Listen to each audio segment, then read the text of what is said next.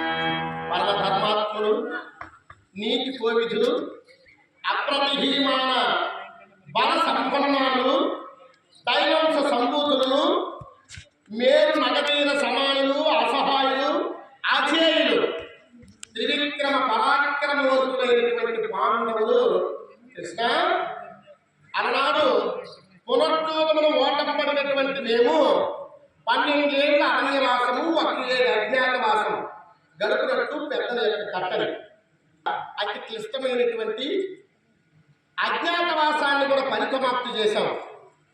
ధర్మంగా మాకు రావాల్సినటువంటి అర్ధరాజ్యాన్ని మేము అడగదలిచి ద్రుపద పురోహితుడిని మేము రాయబారిగా పంపగా ధృతరాష్ట్రుడైనటువంటి మా పెద్ద తండ్రి గారు కృష్ణ, అయ్యా ద్రుపద పురోహిత, ధర్మాత్ముడైనటువంటి పాండవులు నా పేరు రామన్నంత వరకు ఈ రాజ్యాన్ని చిన్నాభివృద్ధి చేయడం కానీ ఈ రాజ్యం కొరకు నా కుమారులు నా తమ్ముడు కుమారులు ఇరువురు వైరంతో ప్రాణాలు కోల్పోవడం నేను చూడలేనయ్యా అని సమంజసంగా మాట్లాడి పంపించేశాడు ద్రుపద పురోహితుడు. వెంటనే ఉలూకుని రాయబారిగా పంపించారు. సంజయ రాయబారాన్ని పంపించారు. ఇక కృష్ణ, నీ అంతటి వాడైన వెళ్ళి ఆ గురు సభలో నీవు చెప్పదలసినటువంటి నీతి వాక్యమును బోధించి వారికి హితోపదేశం చేసి మాకు రావాల్సినటువంటి అర్ధరాజ్యాన్ని గెలుపుని రావయ్యా అని ధర్మరాజులను గొప్పగా వస్తుందయ్యా. సుయోధన వారికి రావాల్సినటువంటి అర్ధరాజ్యాన్ని ఇస్తున్నాను అనే మాట నీ నోటి మీద వస్తే సంతోషంగా స్వీకరించుకుని వెళ్ళిపోతానయ్యా.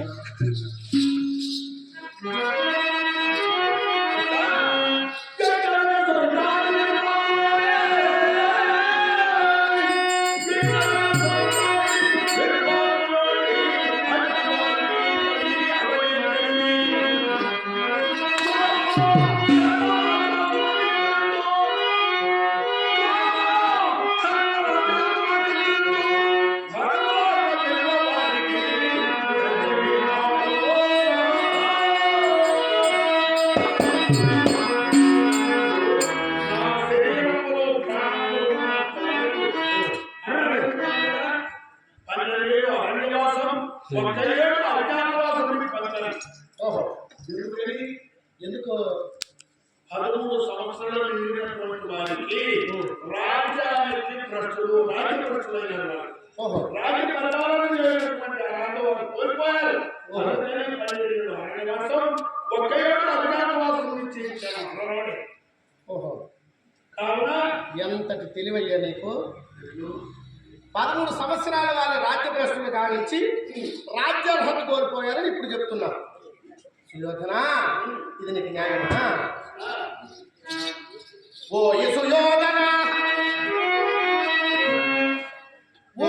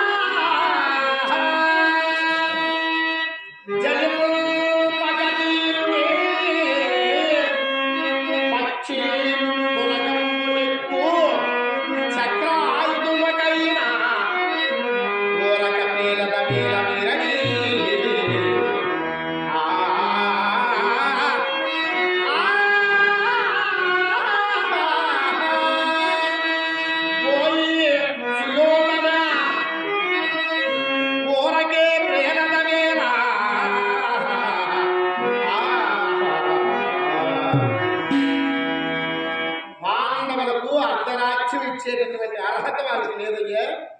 వాళ్ళు ఏనాటికైనా జయించవచ్చు అనుకుంటున్నారు. పాండవులు హరివీర భయంకరులు.